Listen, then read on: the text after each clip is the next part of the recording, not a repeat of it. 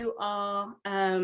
Again, just as a point of reference and introductions, I am Paquetia Goodwin. I am a certified professional career development coach, and I teach organizational and career strategies to individual contributors. So tonight, I want to have an intimate conversation and share a little bit of my story with you in hopes that it connects to not only your heartstrings, but it connects to the position that you occupy today and the place that you're headed tomorrow. So about 17 years ago, really early, the dawn of my career, I had a great opportunity to work for a regional director at a large financial services institution here where I live. He was an ex-military man, so he was just very matter of fact. He kind of wore his glasses down on the very tip of his nose. He always kind of looked over the brim. Just very stoic, very presentation, very conservative, very military-esque. Like he always walked around like we should have been going to war or something. I was his administrative assistant, but not only was I his assistant, I also helped to support his organization. And so in doing so, he had about 4 or 5 direct reports, and then they had their team. So that entire organization. Back in the day, I was young, I was new to corporate roles and corporate spaces and energies and all of that. And there was this one particular individual. She was a part of one of the subordinate teams, and she wasn't nice. She just wasn't nice to me. And back then, I wore all of my emotions on my sleeve, so it was really hard for me to find a cadence to work with her, to get things done. It was just really difficult. And she was just problematic. Now that I'm a little bit older, I know she had some other things going on, and it wasn't about me, but I was a perfect target. I was a great distraction for her to deal with her own personal issues and her own growth opportunities. I was the weak link on the playground. So it was just easier to target me. And I understand that now. It doesn't make it okay, but I get it. So we got to this point in time in the year where our team, we all went to Vegas for this really huge conference. And so this particular year, my manager thought that it would be a great opportunity if I ran the show. So I was responsible for coordinating this entire event, from the budget, which was a multi-million-dollar budget. I had never done anything like that. Scheduling the travel for hundreds of employees and vendors, setting up vendor booths, getting the food, expenses, just anything you can think of, I was responsible to do it that year. He had already set his expectations, how he wanted things to unfold, what venues he wanted to use. We were at the MGM, so he had known some of the people that worked at the desk there, so he'd given me a couple of names, but everything else, I needed to work through it and figure it out. Well, there came a point in time that I had to make some decisions that really went against what this particular individual on the team, she wanted to do some different stuff, but it wasn't her money. And it really wasn't her authority to make those decisions. And it didn't matter to her because I was nothing more than somebody's assistant. And clearly she was, a step above toilet cleaner. So she really felt like she had permission and proximity to be able to tell me how I was supposed to make certain decisions and do certain things. And they needed to be done in this particular way because she wanted certain benefits for herself. Well, after, some back and forth with her trying to explain, why I couldn't do whatever it was that she wanted me to do, it was a mess. It just completely blew up. She was so rude and she was so mean to me. I didn't know how to handle that kind of experience.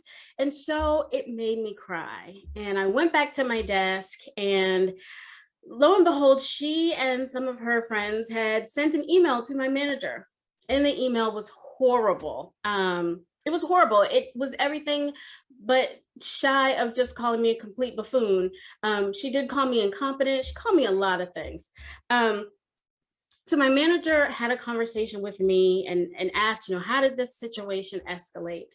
And so a little side note, every morning my manager would come in, he'd walk by my desk in this military fashion, and he would say, "Good morning, Miss Goodwin." And I would say, "Hey, good morning." And he would say, And then he would walk in his office and he would close the door, leaving it slightly ajar. And from behind his desk, he would say, "Miss Goodwin?" And I would say, "Yeah." He would say, "Are you owning your space, Miss Goodwin?" "I guess, yeah." "Okay, carry on." And then later in the day, I'd be busy doing whatever I was doing, on his way to lunch or on his way to a meeting. He said, "Miss Goodwin?" "Yeah." "Are you owning your space, Miss Goodwin?" "Yeah, I'm owning my space." "Okay." So after this situation happened, he sat me down to share with me the details of this email. And I am emotional again, and I'm crying. And he says, "I refuse to match your emotion with more emotion. But I will remind you, what do I ask you every day?" Man, I don't know what you ask me every day. This girl practically cussed me out. She's a lot bigger than me, so she can beat me up. And this is just too much. Somebody else needs to do this. What do I ask you every day? He would constantly ask the same thing because he was always driving at a particular point, a particular frame of reference. And I said, I don't know. I don't know what you ask me every day. And he looked at me and he sat up in his chair and those glasses slid down. "Miss Goodwin, were you owning your space?" "I was trying to own my space, but this is what happened, and this is what happened, and this is what happened." "Stop." And then he asked me a question that I think in the moment when he asked, it completely went over my head. But here we are, fast forward 17 plus years later. That question always rings in my mind. And it really governs how I have led other teams. It governs how I build my business, how I support my family, and how I interact with relationships. What he asked me was, "Do you recognize the authority that you have access to?"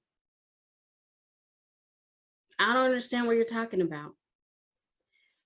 Miss Goodwin, and first of all, side note, y'all don't know how it vexed my soul that he kept calling me Miss Goodwin. Until the day he retired, he would call me Miss Goodwin. But back to this story. He said, "Miss Goodwin, you allowed everybody in every condition to tell you what to do. This is my money. This is my team. I'm responsible for the entire Southeastern region. If I snap my finger and say that it needs to happen over here, guess what? It needs to happen over here, exactly like I said it. And what you had at your disposal was my word that this is how it should be done. You didn't need to offer anybody else any explanation beyond, well, he said. And anything else should have just been moved out of the way. But instead, you tried to take on a responsibility that wasn't yours. It was mine. I told you what I had empowered you to do. The only thing you needed to do was just do." And so I share this moment with you all just to remind you of the authority that you have access to. Sometimes we allow the noise and the pressures of all the external things to really try to dictate and make decisions for us on how we're supposed to move forward in our lives, with our decisions, in our business, with our relationships. But I just want to remind you today that you need to be firm and secure on the power and the authority that you have access to. If God has already destined you to do XYZ, then you don't need my permission to do XYZ. The only thing you need to do is sink your heels into the soil and get ready to do the work, period. Years ago, Oprah Winfrey offered Iyanla Van Zant a television show or a segment on the Oprah Winfrey Show. Barbara Walters, from, I believe she was on ABC at the time, she offered Iyanla a show, her own 1 hour segment on television that would rival the 4 p.m. hour that Oprah Winfrey was on at the time. So when Oprah offered Iyanla that segment, Iyanla said, no, I can't take it because God is telling me that I should be moving over here. And Oprah said, oh, okay. Well, if God is telling you to do it, I'm going to take my hands off of it and I'll leave it alone. Well, we know that Iyanla eventually went back to Oprah because the God that she was hearing was the voice of Barbara Walters. And the show that she got from Barbara Walters didn't last. It barely made it a season. Here is the moral to that story. If you really believe that God is calling you to something, don't let somebody else come in and distract you and rob you of your blessing and rob you of your opportunity so that you have to waste years and then later on you go back to the starting point and just to get it right.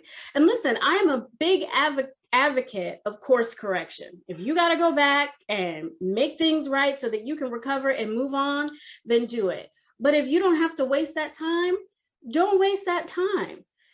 Please, please, please, I implore you, if you've got a vision for what your business is supposed to be, if you've got a vision of your education or whatever it is, if you have that vision and you see yourself better in your future, don't allow negative people, don't allow people who've never been anywhere or accomplished anything to tell you that your journey is going to be too hard. They don't know what hard is because they haven't done this. But trust and believe that if God has promised it to you, you are built for this. This is exactly the moment that you're supposed to be in. This is exactly the information that you're supposed to receive. This is exactly the journey and the space that you are supposed to carve for yourself. So today, to the Blaze Network, ladies, I am asking you, are you owning your space today? Do you recognize the authority and the power that you actually have access to? And not only that you have access to it, do you recognize that the authority that you have in close proximity, you've already been given permission to use it? You've been given permission to go and do whatever it is that you need to do. So be bold, be brave, be fearless, be courageous, be scared, but be exactly what it is that you are supposed to be. And don't let anybody take that from you. Because listen, that lesson was given to me decades ago. I'm 47 now. It's just now sinking in. I am just now standing in the fullness of who he was talking to. Sometimes people meet you in a moment and they can see the greatness that exists inside you and around you, and you haven't yet to experience it yet. So I'm talking to the future you, the future millionaire, the future mover and shaker, the future wife, the future CEO, the future whatever. I'm talking to her because this person is not yet equipped to be able to handle the magnitude of how amazing you are. I say to her, go and be impeccable. Do whatever it is that you do without shame or without regret. Try it. If it fails, who cares? Failures are just lessons learned. They are not indictments against your character, and they are not indictments against your possibilities or your capabilities. You are absolutely capable and worthy of all the opportunities that await you. So listen, again, Blaze Network, are you owning your space? That's the question that I will leave with you today. I thank you so much for allowing me to share pieces of my heart with yours. And I thank you for listening to my TED Talk.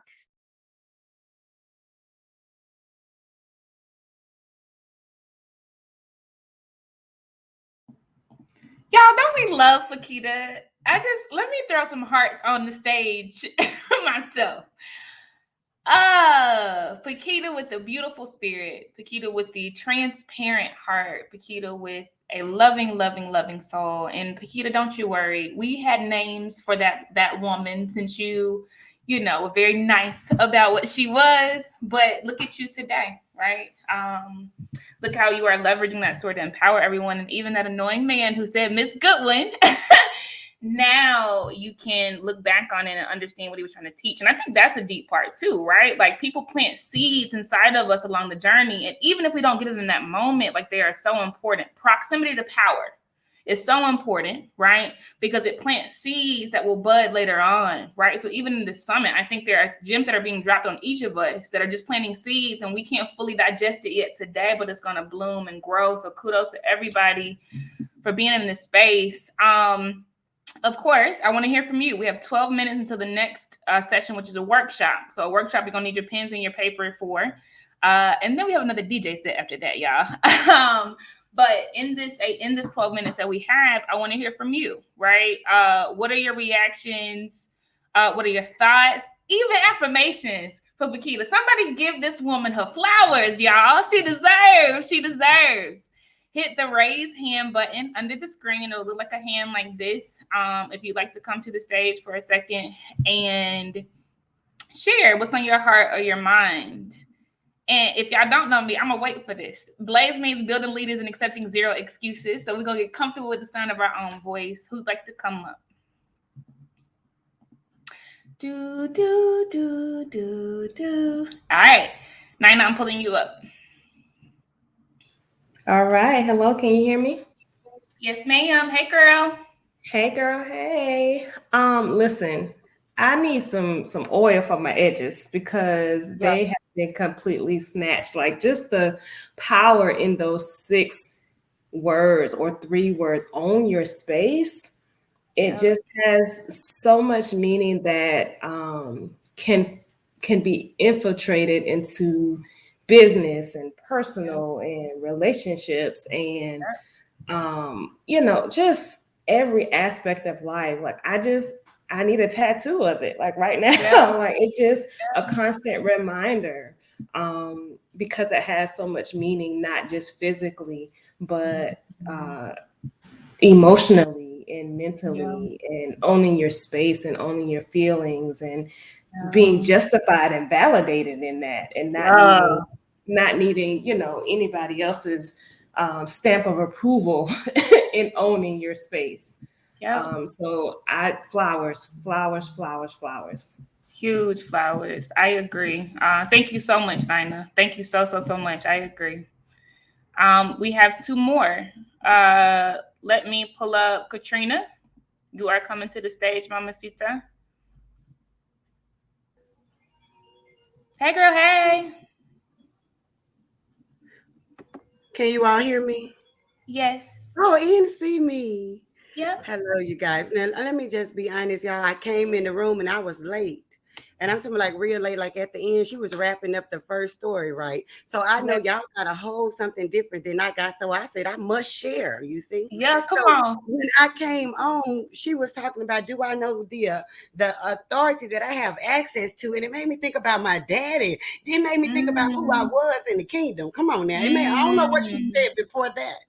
But when she said that, I thought about, do you know the authority that I claim because of the power that I have access to? Come on, Katrina. It changed the perspective of everything that's happening in my life right now. Say it. Right now. I was fighting and didn't need to fight. I was supposed to rest. He was supposed to. He started it, so he'll finish it. Yep. It's so good, y'all.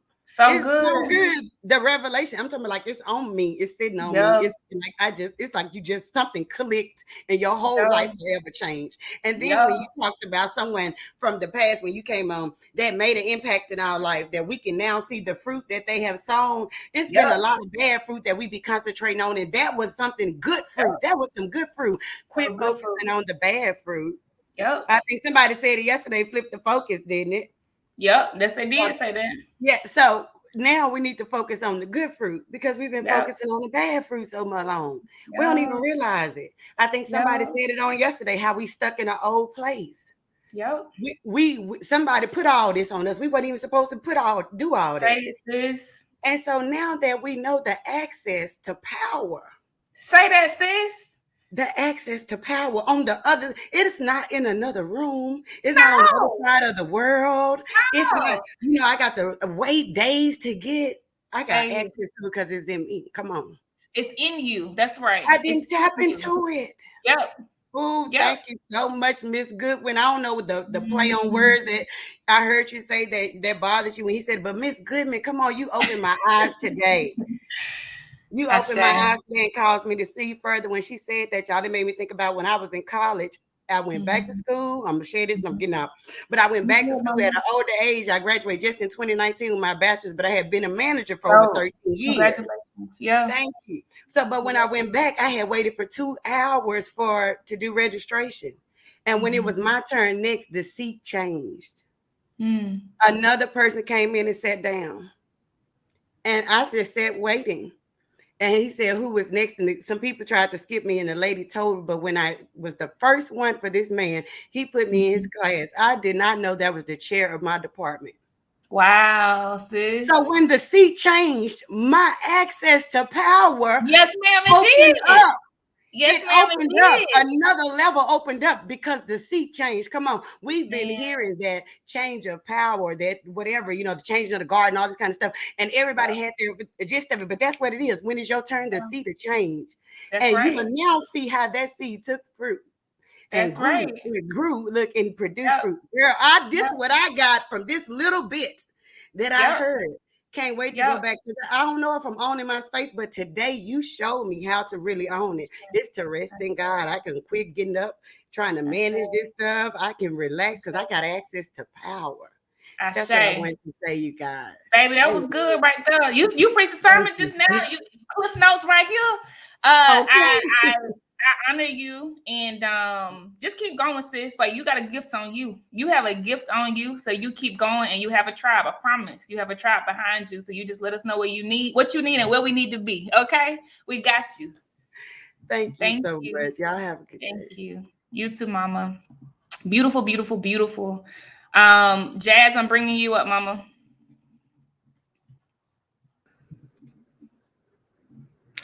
Hey. PG, man, sis, you really did the thing with this. Assignment understood and completed. I have a question for you. And I'm really thinking about how to activate my student leaders on campus, how to call the best out of them. And I probably will become like your manager who will ask them daily, are you owning your space?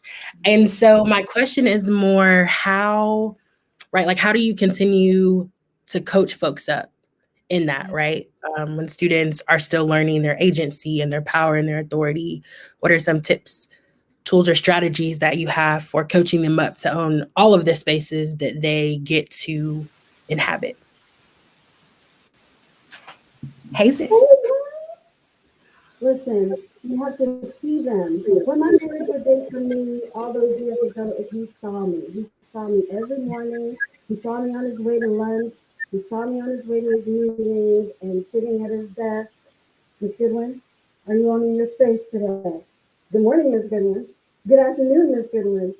Somebody had to see me. And even though it didn't resonate with me in that moment, here I am today, and I fully embrace leadership. I fully embrace management. I fully embrace all of the opportunities that are ahead of me because somebody saw me back then when those opportunities I didn't have access.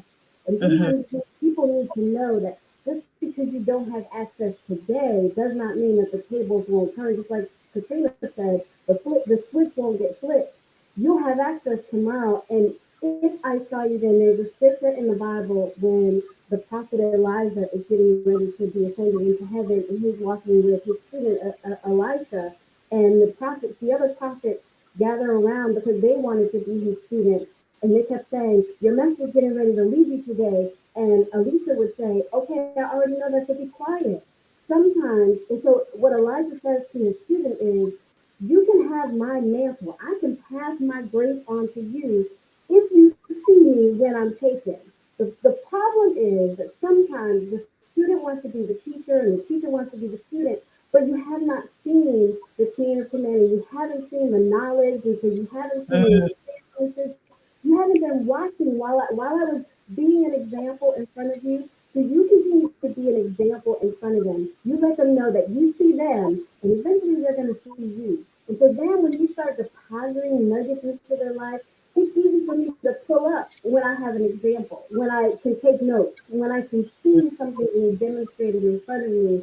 But if they can't see opportunity and you don't let them know that I see you and you are worthy of this moment, then sometimes it doesn't connect. It won't translate. So see them where they are in all of their messiness and all of their dysfunction. See beyond that. See beyond that. When my office is dirty, I know how beautiful it is in this space. But in the moment when there's stuff all over the place, I got to remember what it looked like before it got to this point, and I got to just be willing to do the work, clean it up, remove the clutter. They need to know that you see them, and that's how you coach up. Yeah, man, that's so good. That's a good reminder, man. That's good. That's good. That's Thanks, good. sis. Great question, Jazz. Thank you so much, Paqueta, for that response. Woo. Beautiful, beautiful, beautiful. Thank you so much, Paqueta. You killed it. Okay, you killed it, sis. You all will hear more from Paqueta later in the summit. So keep on coming back. Please, please keep on coming back. If you loved what you heard from June, I know you did. June, I hope you saw all those comments in your session. Amazing. If you love what you heard from Toya, who kicked off the summit today, make sure you stick around today because they're doing a panel discussion later on today, and we'll have a person from London as well joining them. And it's on women's leadership development. So we're in a vein today. We're intentionally in a vein today. Okay. But next, we are going to have a workshop. Bring your pens and your paper. And it is going to be on avoiding burnout, right? Because when you are doing the work of leader, when you're in the position of leader, right? It is a tendency for us to overstretch, right? And really burn ourselves out. So we're going to get some expert help on avoiding burnout. I'll see you on the other side, ladies. Please do fill out the poll for this session right here so that Paqueta has some good feedback. All right. I love you. I mean it. I'll see you in a second. Bye.